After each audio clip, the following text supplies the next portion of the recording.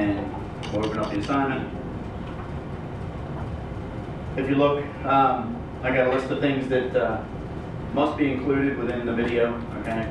And then put the sample in here with Will and Jalen so you guys can watch that and review it in case you need it. I gave you a rubric and procedural video topics, okay? And that way you can go back and look at them and see the things that I think should be in, like for cutting and installing Romex into a Romex connector in a box. Definitely got to show and name the tools that are going to be needed. Explain how to use the selected tools, because remember, we're doing this to show somebody who has never done this before how to do this, okay? So almost like if you went on to YouTube to learn something, it's no different, all right? We're trying to explain this in detail. So every little thing that you think is just common knowledge might not be, okay? So we've got to make sure we cover that. Explain the difference between 14.2 and 14.3, what PPE is needed, explain what a 4-inch square box is and the features, so the different size knockouts that are in the box, where the place is to put the ground screw, things like that. So make sure you, I know it doesn't seem like it's a lot to detail, but again, it's things that, you know, if I handed you a box and you have no clue what it is when you first started, now you have an idea. It's just one of those things you get complacent about, you don't think about. How to mount a 4-inch square box level. How to remove the knockout from a 4-inch square box, so how to knock the little pre-punched knockout out. How to install Romex connectors, and how to install Romex in the box. How much should be left in the box, how to tighten the connector clamp, etc. Okay, that kind of makes sense to you guys? So I went through and I did that for all of them. And anything else that you think you should put in there, please do. Don't just go by this and stop. If there's something in there that you think, as you were going through the steps, like, man, he missed big part of it. Put it in there, okay? That's what I'm expecting out of the videos. And some of the videos, well, all the videos, I want it done with a combination of pictures and then maybe a short video of you actually doing it, okay? So you can do pictures of the different things like the tools and the PPE, you can lay all that out. But then as you're doing it, you could also use a video. You can put all that within the video you're doing. So as it goes through and is scrolling through pictures and transitioning, you can always get to that part where it actually plays the video of you doing the work, so somebody can see you physically making the splice on the wire or making the loop on the wire. So if you show a picture of the loop already done, then it's like, well, how did that even happen? You know, so some people want to see it actually being done. So that's what I'm expecting. So you guys go ahead and get changed, and then come in and grab your laptop.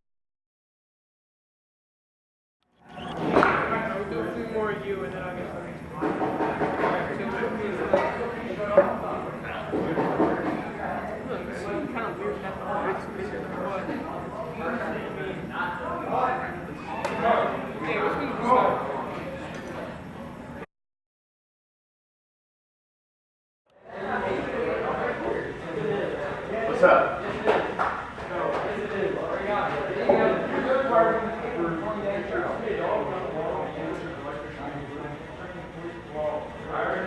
Well, just like I told you, you got to take pictures with you. You're specific to that part of the house. You don't want to say, well, the light fixture is right here. Right? So, if the light fixture is part of the actual wiring part of the work,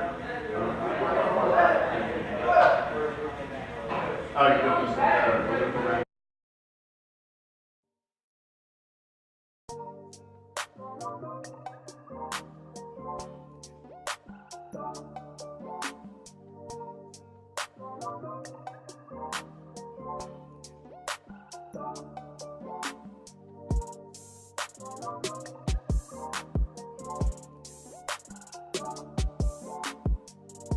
To strip your wire, put wire in the 1.6 gauge slot. Then, firmly close your wire strippers. Be sure to only cut through the insulation, not the wire. Then, using your free hand, grip the wire and pull the strippers off the wire, pulling the insulation off. To make a splice, you will need needle nose, linesmans, and 2 stripped wires. You will line the insulation of your stripped wires up evenly. Grab there with your needle nose. Then, grab the ends of the stripped wires with your linesman and twist in a clockwise rotation to form a tight splice. After that, make sure to trim your splice so it fits in your wire nut. After you have spliced your wires, you will need to put a wire nut on the end to ensure your wires stay spliced. To make a loop, you will take your stripped wire, stick it through the splicing loop on your strippers, and rotate the strippers around to form a loop. The end of your loop should be even with the end of your insulation.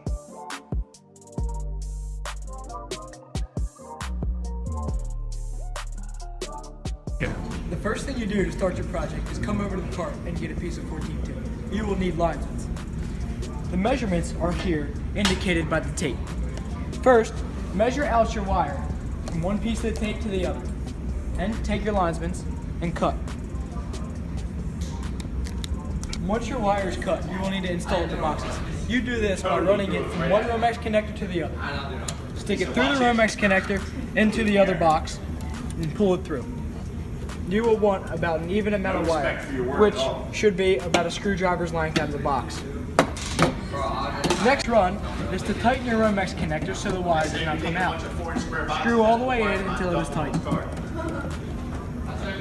Do on both Romex connectors.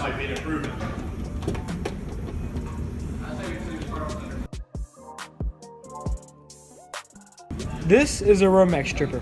Here is the blade. You will insert the Romex through here, squeeze down, and pull. You should have a slice in your Romex, like so. Once that has done, pull your Romex back, take your linesmans that you used earlier, cut the plastic off. Your Romex is stripped. Once your wire is installed and stripped, you will need to install devices. This is a duplex receptacle. The gold screws are what you hook your black wires to. Your white wires go to the silver screws, and green is always ground. To install your receptacle, you will need to strip the wire in order to make the loops. So strip, now you will loop. Just stick a little bit of your stripped wire outside of your loop, flip over to make a loop. The end of your loop should be even with the end of your insulation, like so. Continue on your whites and your blacks. Once all of your wires are looped, it is time to install your receptacle. You will first take your black wire and hook it to the gold screw. Make sure that it is clockwise. See how this follows a clock rotation? Then, once it is on, take your screwdriver and tighten. The reason it needs to be clockwise is because as you tighten your screw, the loop will tighten around the device.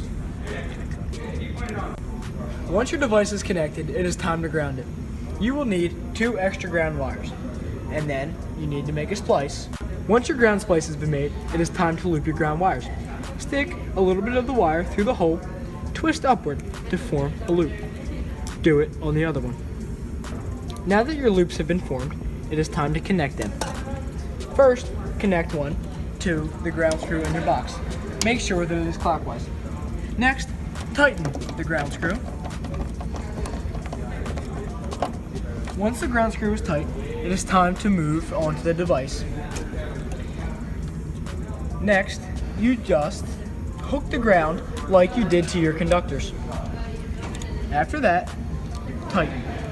You are finished.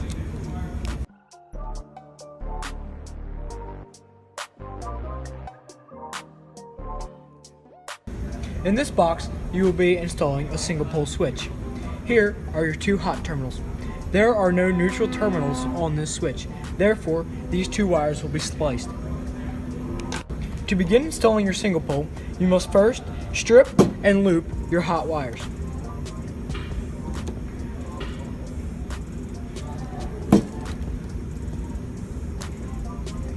After these are looped, you will then strip your white wires in order to make a splice.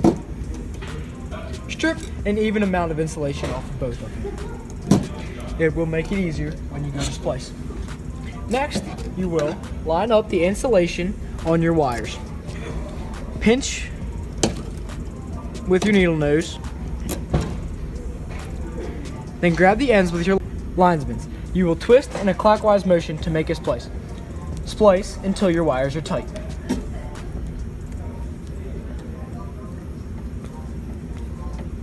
Then, trim your wires and find a wire nut to put on them.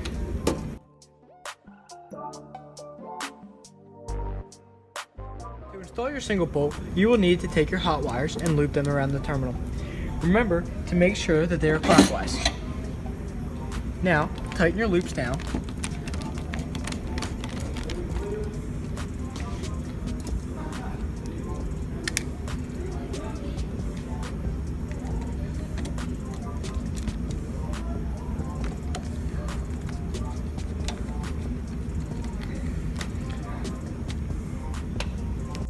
Once you have your hot wires around your terminals on your single pole, it is time to ground.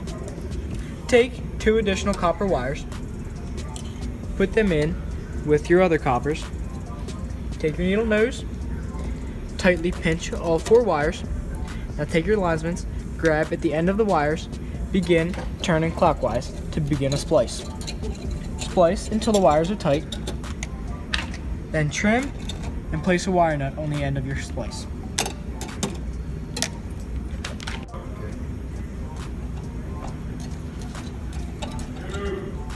Once you put your wire nut on, it is time to loop your ground wires. Take your strippers and make loops. Now, you will take your loops and put them around your ground screws. Start with the box.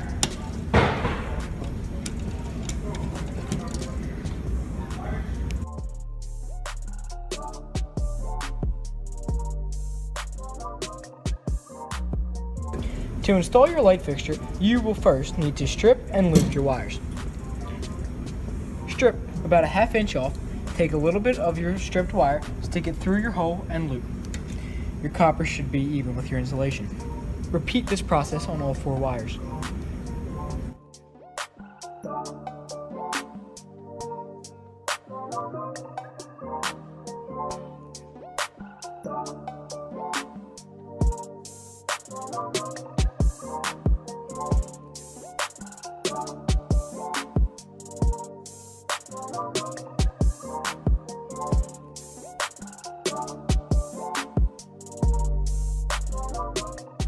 Once your wires are looped, you will hook them around your screw terminals. Make sure that they are clockwise.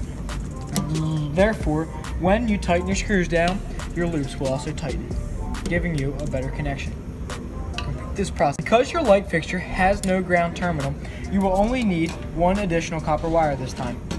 However, the process will be the same. Once you include your copper wire in with the other coppers, take your needle nose, pinch, then take your linesmans, pinch at the end, begin to twist in a clockwise motion to form a splice. Continue to twist until your splice is tight, then trim your splice, and don't forget to put your wire nut on. Boom. Once your grounds have been spliced, you will then need to loop. Make your loop and hook around the ground terminal in your box. Make sure it is clockwise.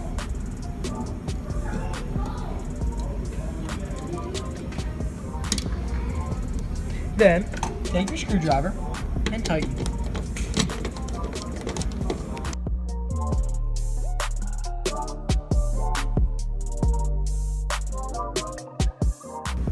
You will be hooking another light fixture to your box. Here, you only have 1 hot and 1 neutral wire, and 1 ground. There is no ground terminal on your light fixture. Therefore, you will simply just take your ground wire, loop,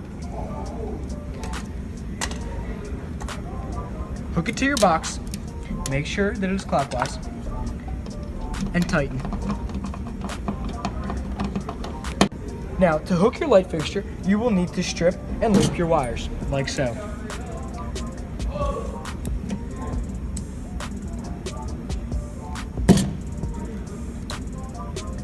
If you strip a little extra wire, that is fine.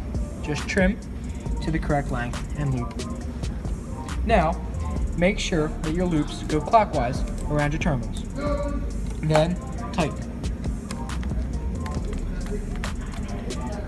Repeat for your hot wire.